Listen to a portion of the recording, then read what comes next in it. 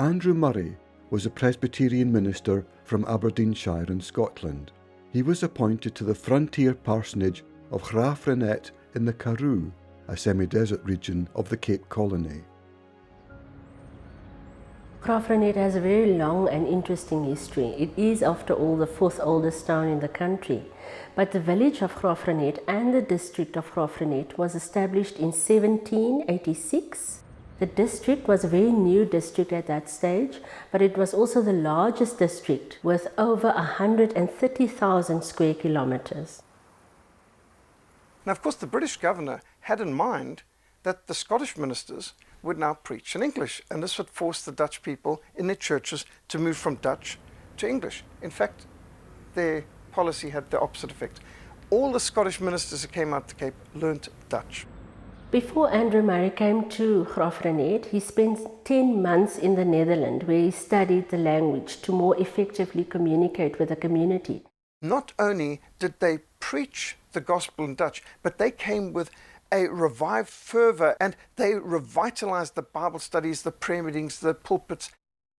When Andrew Murray was appointed by Lord Charles Somerset, his parish included the districts of Middelburg, Hopetown, Colesberg, Richmond, Venterstad, and many, many more. He was away from home for weeks, up to months at a time, and he was usually accompanied by an elder, and they travelled by horse wagon. Sometimes they had to traverse very steep areas. The men who also accompanied them had to tie their wheels with riemen. And riemen, you know, is a kind of rope made from animal skin to prevent the wheels from the wagon rolling back over the precipice. 2 years after Andrew Murray's arrival on a visit to Cape Town, he met a young lady, Miss Maria Stegman. She became his wife. They had 6 children. The first was John. 2 years later, in 1828, a second son was born, Andrew, named after his father.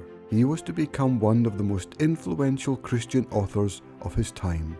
His father was given to praying for revival and took every Friday night as a time apart there in the pastorie to pray earnestly for spiritual awakening. And his children were aware of that. His firstborn son John and Andrew would have been listening to their father earnestly crying out for revival every Friday night.